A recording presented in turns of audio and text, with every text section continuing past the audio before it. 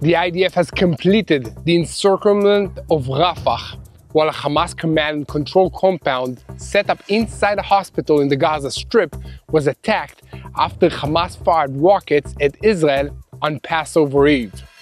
In addition, a giant tunnel route of 1.2 kilometers long was destroyed, demolishing the main underground route in northern part of Gaza. On Passover Eve, the Air Force intercepted a rocket that was fired from the central Gaza Strip with no casualties.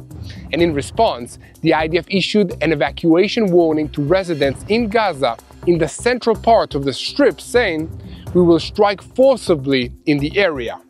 And overnight between Friday and Saturday, a Hamas position set up inside the El Khali hospital in Gaza City was hit, and a joint statement from the IDF and the Shin Bet confirmed that the compound was used by Hamas terrorists.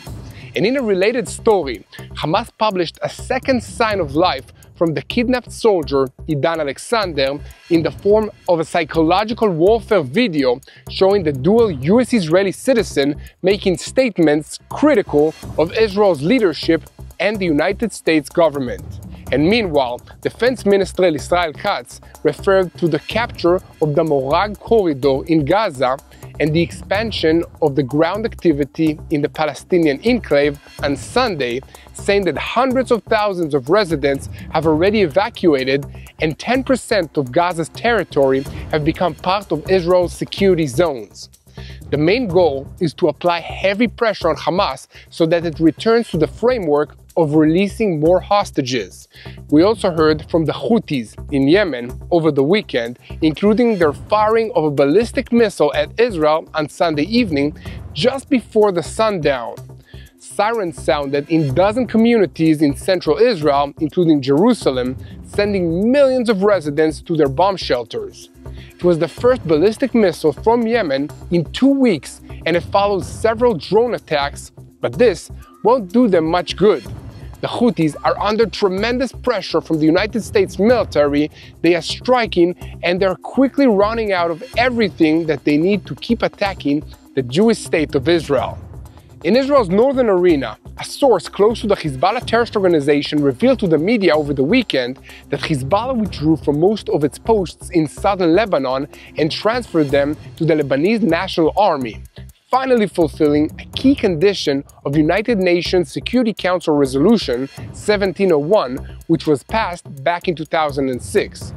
And additionally, signs identifying with the organization of Hezbollah on the road leading to the airport were removed, and a refreshing campaign has begun, simply saying, "A new era in Lebanon has begun." And a bit further to the north and to the east, there is some less happy news. Turkish President Recep Tayyip Erdogan is planning a historic move in Syria and holding talks with Israel about demands regarding Syria's sovereignty, while Turkish troops continue to occupy almost 1/5 of the country of Syria. Erdogan is planning to visit Damascus soon, and at the same time, Syrian President El-Shara landed in Abu Dhabi for a first visit over the weekend in an attempt to strengthen ties and lift Western sanctions.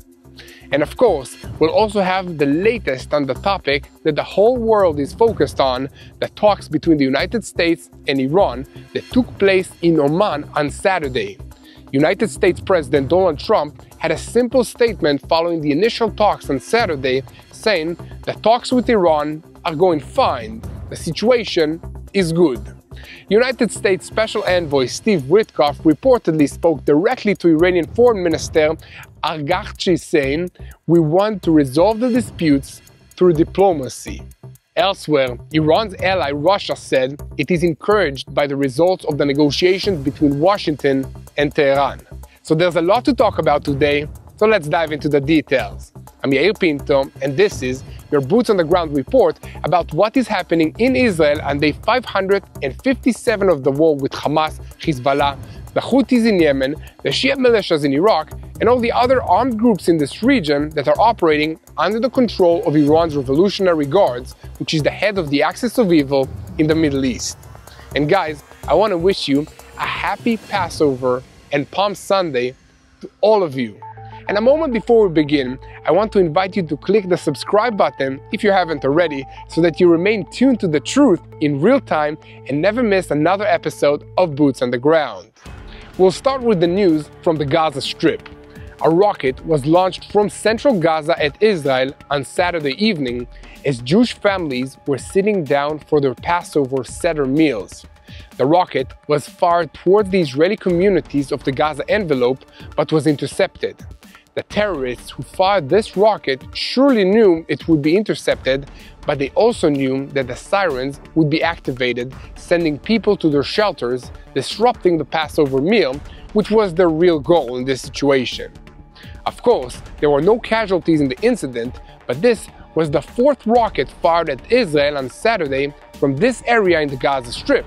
So following the rocket launch, the IDF spokesperson in Arabic, Lieutenant Colonel Avichai Aderi, issued an evacuation warning to the residents in the central Gaza Strip, saying, "To all residents in the Nusirat refugee camp area, this is the last early warning before an attack.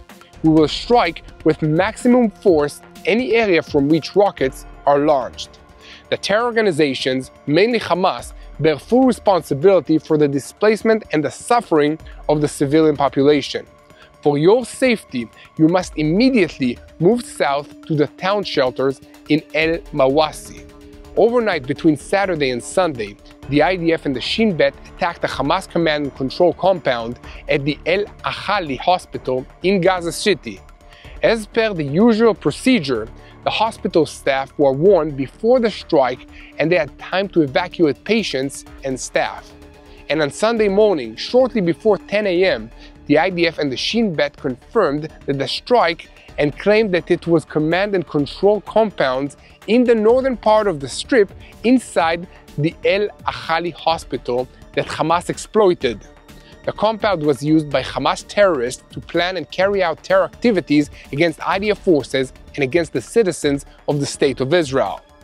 The army said that prior to the attack, steps were taken to minimize the chance of harming civilians and the hospital, including providing early warnings in the area using precise munitions and aerial observations.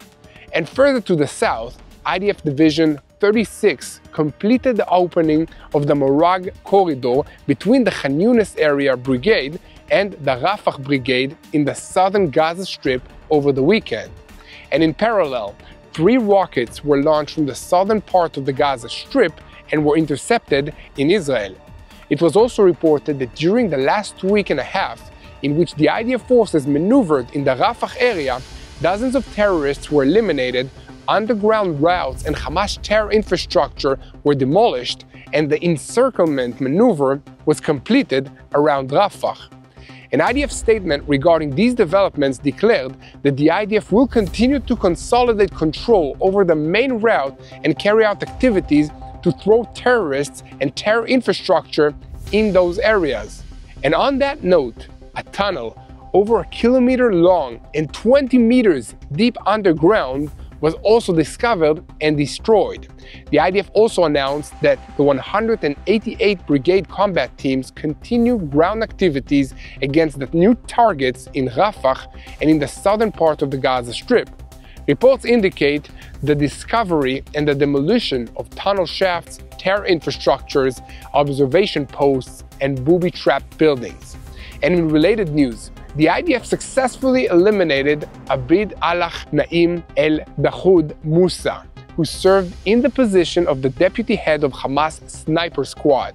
Before the airstrike on the car that he was traveling in, measures were taken to reduce the harm to civilians, including the use of precise munitions, aerial observation, and additional intelligence information.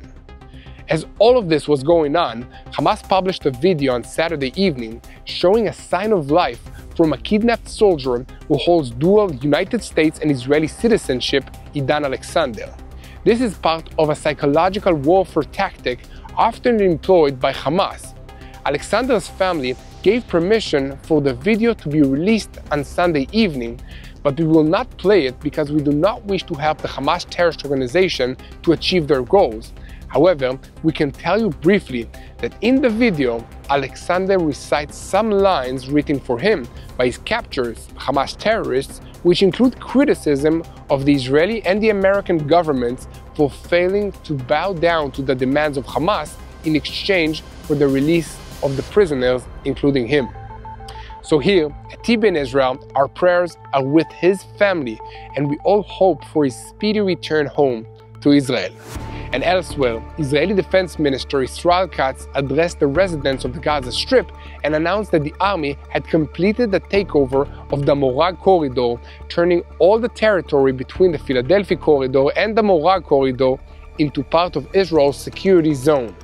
Soon, the IDF's activity will expand strongly to additional locations in most of the Gaza Strip's territory. So guys, keep spreading the truth, share our videos on YouTube, and follow us on social media. And make sure that you click that subscribe button so you never miss another episode of Boots on the Ground. And the most important thing that you can do is pray for the peace of Jerusalem.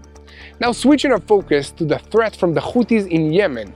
Residents of Jerusalem and central Israel heard the sirens for the first time in 2 weeks on Sunday evening, announcing the firing of a ballistic missile from Yemen towards Israel. The launch was detected shortly after 6 p.m. and interceptors from both the Israeli Arrow and the American Tahad systems were fired to destroy it. There were no casualties or damage from the strike, but a few people were reportedly hurt while running to bomb shelters. This ballistic missile attack followed attempts by the Houthis to attack Israel with UAVs, suicide drones, in recent days. On Saturday, the Air Force intercepted a UAV launch from Yemen towards Israel that was attempting to make its way to the airspace over the Dead Sea, but it was intercepted with no damage or no injuries to the Israelis. The IDF did not even need to activate extensive defensive warnings for this attack, but it noted that this is the third time this week that the Houthis have attempted to use this route to infiltrate an explosive UAV into Israel. The defense establishment has also had a strong praise for the actions of the United States military against the Houthis in Yemen. The military pressure on the Houthis is affecting their tactical abilities, and the Air Force notes that their attempt to use this new route over the Dead Sea to try and penetrate Israeli airspace is one visible result. The assessment is that the American military pressure makes it difficult for them to operate as freely as they did before. So here at TBN Israel, we will continue to report on every development in this matter, and as always, we ask you to keep spreading the truth.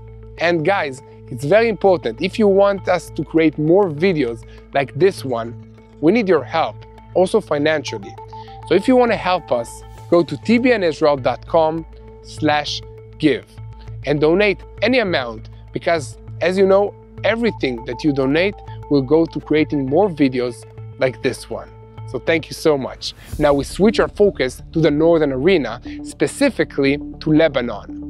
Amid the push by Lebanon's new president Joseph Aoun for Hezbollah's disarmament and declarations by part of the organization expressing willingness to discuss it, a source close to the organization of Hezbollah told the French news agency AFP on Saturday evening that 190 out of 265 positions of Hezbollah in southern Lebanon have already been turned over to the National Army of Lebanon. And simultaneously, the civilian sector, Hezbollah's contract for the billboard advertising along the road leading to Beirut airport, ended its contract with the terrorist organization, and new signs were shown up. A new company purchased the rights, and their first campaign displays a Lebanese flag with the slogan, "A New Era in Lebanon." This is very good news for Israel, and I would like to say that it's good news for Lebanon as well. And to the northeast, the news is less good, because Turkish Foreign Minister Hakan Fidan declared on Sunday that Ankara, the capital of Turkey, seeks stability in Syria and wants to avoid provocations, although Turkish army remains firmly entrenched in the northern part of Syria and is giving every indication of wanting to extend its positions further south. And nevertheless, Fidan said that Israeli strikes undermine Syria's stability and called to respect Syria's sovereignty.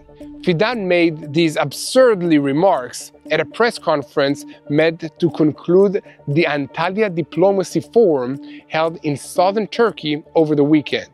He added another layer of hypocrisy by declaring that his country is acting to avoid entering into a conflict with anyone else inside Syria and demanding respect for Syrian airspace. These statements come after Israel-Turkey talks on Wednesday aimed at preventing undesired incidents in Syria. Turkey's sources clarified that the technical talks held in Azerbaijan marked the start of the efforts to open a communication channel to prevent clashes or misunderstandings regarding the military activity in the region.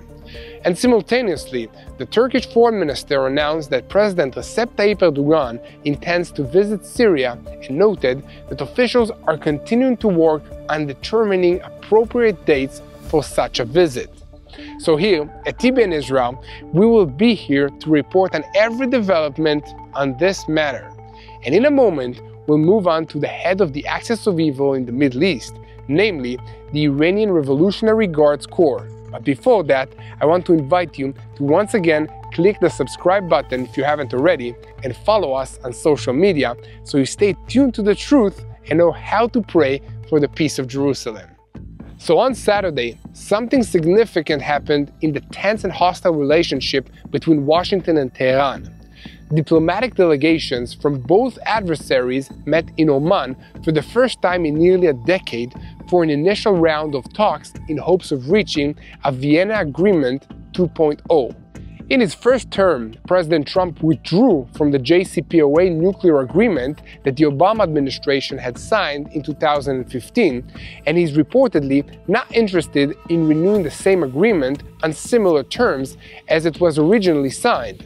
With that in mind, a new agreement must, among other things, completely minimize the threat of Iran's completing its nuclear project, which could then threaten the entire Sunni region and add another layer of instability and anxiety to an already turbulent area full of friction. In this context, it is important to point out that a major worry of the great powers is that if Iran goes nuclear, other regional countries, including Saudi Arabia, the United Arab Emirates, Turkey, and Egypt, might decide that they have no choice but to do the same thing and acquire nuclear weapons. Also, it should be emphasized that although Iran is currently in the midst of a severe economic and financial crisis, and despite the fact that its geostrategic status has been seriously damaged due to the dramatic weakening of some of its major proxies, they still have some cards to play in these negotiations. The talks, mostly indirect via Omani foreign minister mediation, lasted several hours and were described by both sides as positive and constructive. And according to media reports, the Iranian delegation presented the following demands in the opening stages of the negotiations: immediate access to billions of dollars of Iran's frozen overseas assets, reduction of major restrictions on Iranian oil exports, and the rapid easing of sanctions on Iran's nuclear program. So reports indicated that the United States has already made some concessions to kick off the negotiations, and President Trump is reportedly willing to sign a temporary short-term nuclear agreement based on good faith with few or no formal monitoring mechanisms. This is according to CNN.